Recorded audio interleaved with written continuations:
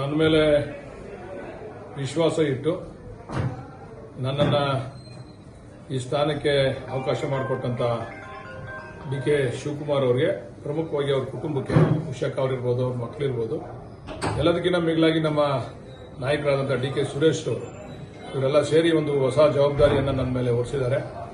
ಈ ಒಂದು ಜವಾಬ್ದಾರಿ ಜೊತೆಗೆ ಹೈಕಮಾಂಡ್ ಕೂಡ ನನ್ನ ಮೇಲೆ ವಿಶ್ವಾಸ ಇಟ್ಟು ಈ ಜವಾಬ್ದಾರಿಯನ್ನು ಹಳೆ ಮೈಸೂರು ಭಾಗದಲ್ಲಿ ಒಂದು ಜವಾಬ್ದಾರಿಯನ್ನು ಕೊಟ್ಟಿದೆ. ಅದನ್ನು ನಿಭಾಯಿಸ್ತೀನಿ. ಈ ಸಂದರ್ಭದಲ್ಲಿ ಏನು ಹೇಳ್ತೀನಿ ಅಂತಂದ್ರೆ, ಇದಕ್ಕೆಲ್ಲ ಪ್ರಮುಖವಾದಂತಹ ಕಾರಣಕರ್ತರು ನನ್ನ ಕ್ಷೇತ್ರದ ಜನತೆ. 5 ಬಾರಿ ನನ್ನನ್ನು ಅಧಿಕಾರ ಸಚಿವನಾಗಲಿ ಆಗದೇ ಇರಲಿ 5 ಬಾರಿ ನನ್ನನ್ನು ಗೆಲ್ಲಿಸಿದ್ರಲ್ಲ, ಇವ್ರ ಋಣನೂ ಕೂಡ ನನ್ನ ಮೇಲಿದೆ. ಜವಾಬ್ದಾರಿ ಕೂಡ ಜಾಸ್ತಿ ಆಗಿದೆ.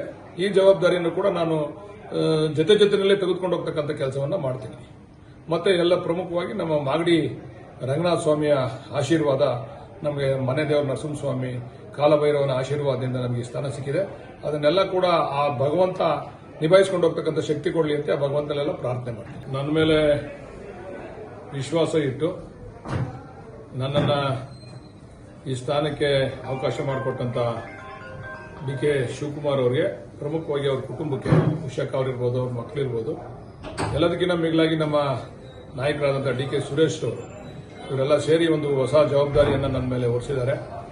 ಈ ಒಂದು ಜವಾಬ್ದಾರಿ ಜೊತೆಗೆ ಹೈಕಮಾಂಡ್ ಕೂಡ ನನ್ನ ಮೇಲೆ ವಿಶ್ವಾಸ ಇಟ್ಟು ಈ ಜವಾಬ್ದಾರಿಯನ್ನು ಹಳೆ ಮೈಸೂರು ಭಾಗದಲ್ಲಿ ಒಂದು ಜವಾಬ್ದಾರಿಯನ್ನು ಕೊಟ್ಟಿದೆ. ಅದನ್ನು ನಿಭಾಯಿಸ್ತೀನಿ. ಈ ಸಂದರ್ಭದಲ್ಲಿ ಏನು ಹೇಳ್ತೀನಿ ಅಂತಂದ್ರೆ, ಇದಕ್ಕೆಲ್ಲ ಪ್ರಮುಖವಾದಂತಹ ಕಾರಣಕರ್ತರು ನನ್ನ ಕ್ಷೇತ್ರದ ಜನತೆ. 5 ಬಾರಿ ನನ್ನನ್ನು ಅಧಿಕಾರ ಸಚಿವನಾಗಲಿ ಆಗದೇ ಇರಲಿ 5 ಬಾರಿ ನನ್ನನ್ನು ಗೆಲ್ಲಿಸಿದ್ರಲ್ಲ, ಇವ್ರ ಋಣನೂ ಕೂಡ ನನ್ನ ಮೇಲಿದೆ. ಜವಾಬ್ದಾರಿ ಕೂಡ ಜಾಸ್ತಿ ಆಗಿದೆ.